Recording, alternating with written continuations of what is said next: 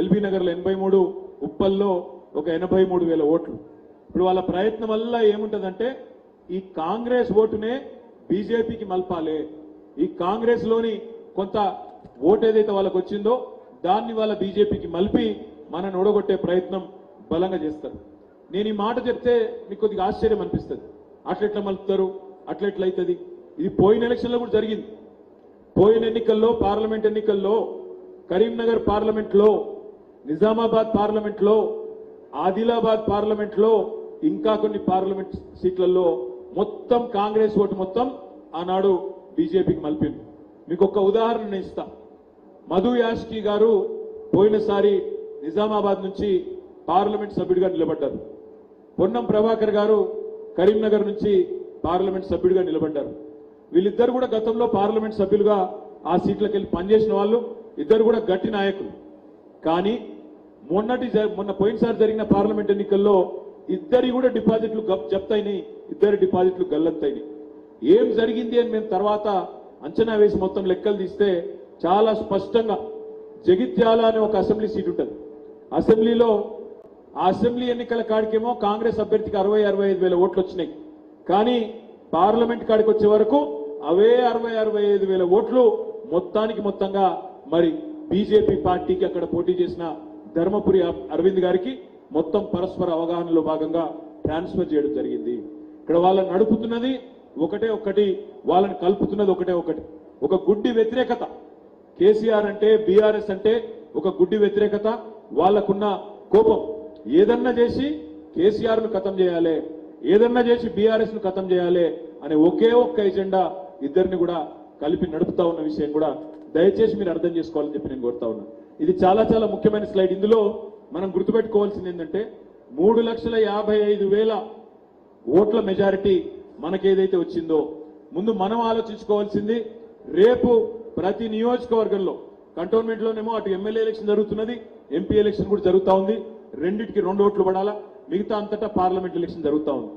అంతటా కూడా మొన్న మనం పనిచేసినట్టు సిస్టమేటిక్ గా కనుక పనిచేసినట్టయితే ఏ పరిస్థితుల్లో కూడా మల్కాజ్గిరి మనం ఓడిపోవద్దు. పోయినసారి కొంత అలసత్వం జరిగింది. ఆనాడు మర్రి రాజశేఖర రెడ్డి గారు ఎంపీ అభ్యర్థిగా పోటీ చేసింది. కేవలం 5,000 ఓట్లతోనే మనం ఓడిపోయినాం. 5,000 ఓట్లతో మనం ఓడిపోయినాం. 5,000 ఓట్లు ఆ రోజు రేవంత్ రెడ్డికి పడ్డ ఓట్లు మనకు పడితే మనం గెలిచేటోళ్ళం. బ్యాడ్ లక్ ఏంటంటే మనం అందరం కూడా ఆనాడు సీరియస్ గా తీసుకోలే. మనమే కదా, పెద్ద లీడ్ వచ్చింది కదా, 7 ఎమ్మెల్యేలు మనమే ఉన్నాం, గవర్నమెంట్ మనదే ఉన్నది అని చెప్పి క్యాజువల్ గా తీసుకున్నాం, లైట్ గా తీసుకున్నాం. దానివల్ల ఒక పార్లమెంట్ సీటు కోల్పోయినాం. పార్లమెంట్ సీటు కోల్పోవడమే కాదు, అప్పటికి నిజానికైతే రేవంత్ రెడ్డి గారిని కొడంగల్లో మనమే ఓడించినాం. మరి తర్వాత ఆయన మల్కాజ్గిరికి వచ్చి ఇక్కడ ఎంపీ అయిండు. ఈ ఎంపీ పదవిని అడ్డం పెట్టుకునే పిసిసి అధ్యక్షుడు అయిండు.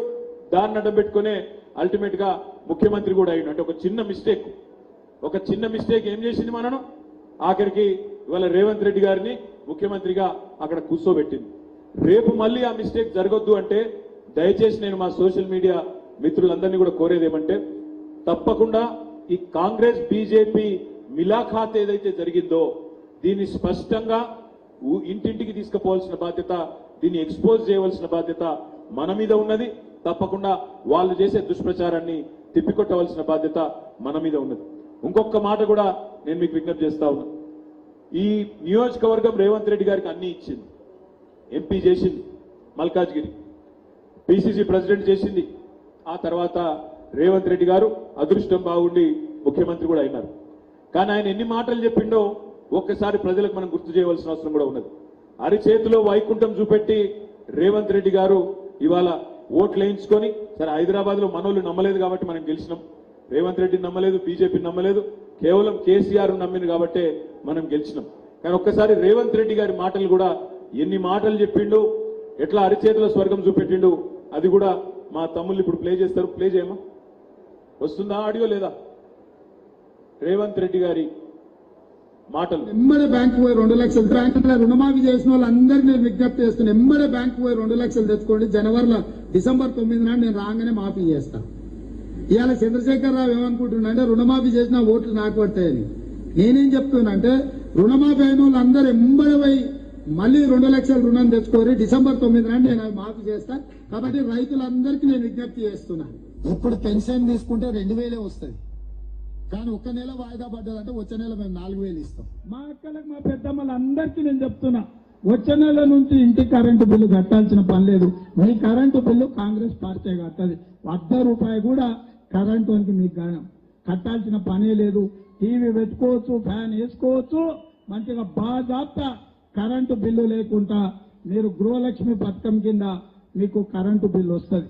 ఇప్పుడు తీసుకుంటే 10,000 వస్తుంది రైతు బంధు, కాంగ్రెస్ అధికారంలోకి వస్తే 15,000 వస్తుంది. రుణమాఫీ చేసిన వాళ్ళందరికీ నేను విజ్ఞప్తి చేస్తాను. ఇవన్నీ మీరు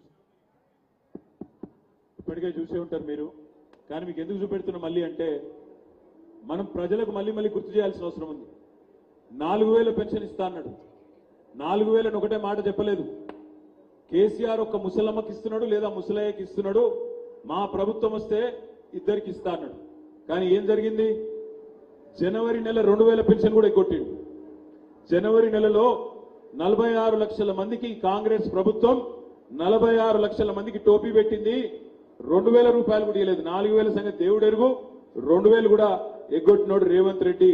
అందుకే చెప్పవలసిన బాధ్యత, అడగవలసిన బాధ్యత మన మీద ఉంది. రుణమాఫీ జరిగిందా? ఆయన చెప్పినట్టు డిసెంబర్ 9 నాడు 4,000 వచ్చిందా? 2,000 పెన్షన్ పై 4,000 ఇస్తానడు వచ్చిందా?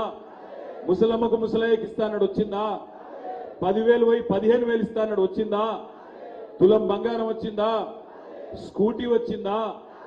ఏది జరగలేదు. కాబట్టి నా విజ్ఞప్తి మీతో, ఈ మాట మన వరకే పెట్టుకోకుండా, మనది మనమే చెప్పుకోకుండా 10 మందికి చెప్పవలసిన బాధ్యత, 10 మందికి గుర్తు చేయవలసిన బాధ్యత.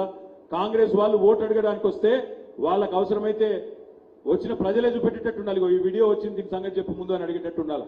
అట్లయితే కాంగ్రెస్ వాళ్ళు డోర్ టు డోర్ తిరగని కూడా భయపడే పరిస్థితి వస్తుంది.